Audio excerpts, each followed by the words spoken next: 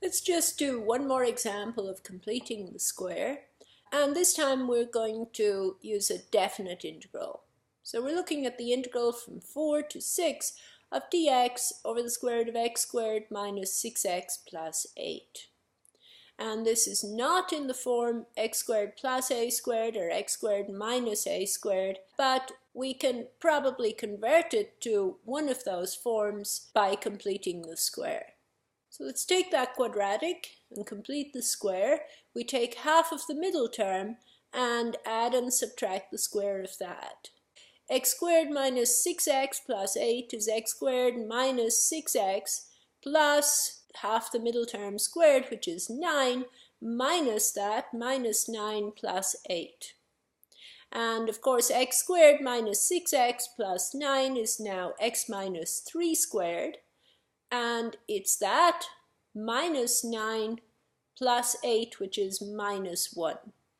So now the square root of x squared minus 6x plus 8 is the square root of x minus 3 squared minus 1. And that is the square root of u squared minus 1, where u is x minus 3. So we can change the variable here or make the substitution u equals x minus 3, and our integral can be solved using our previous techniques.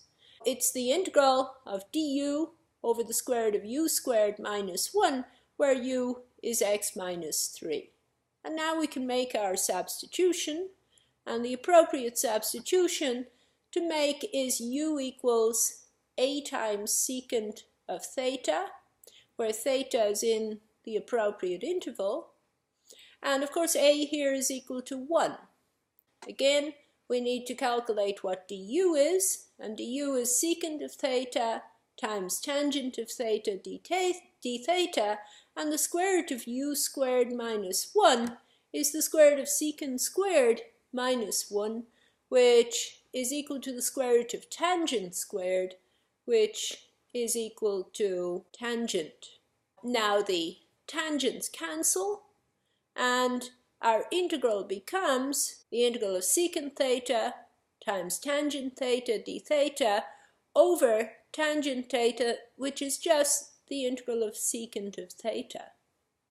Now remember, our integral of secant of theta, it's probably something you should remember, or at least remember the method for deriving it. This is the natural log of the absolute value of secant of theta plus tangent of theta. And now working backwards, because we want to eventually get back to our original variable x, we have theta is secant inverse of u. So our integral is the natural log of secant inverse of u plus tangent of secant inverse of u plus some constant.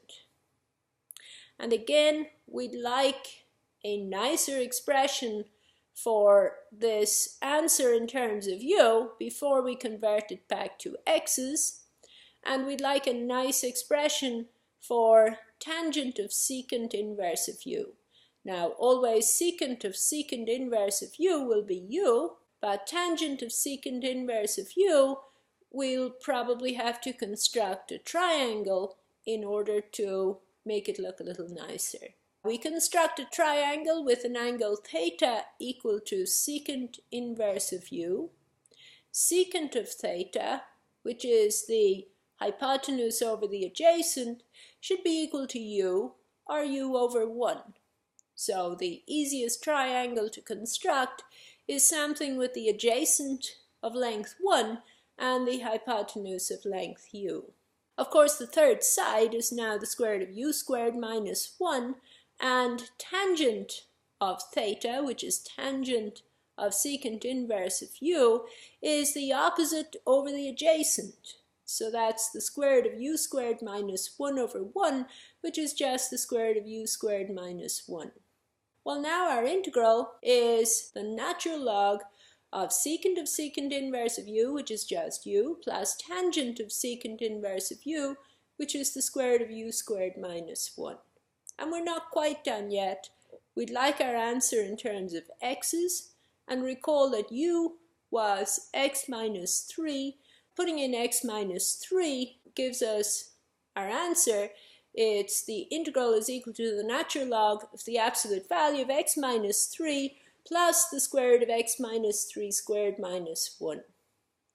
Now, it was a definite integral, so the limits are 6 and 4, or 4 and 6, in whichever order you wish to give them, and our answer is this function evaluated at 6 minus its value evaluated at 4.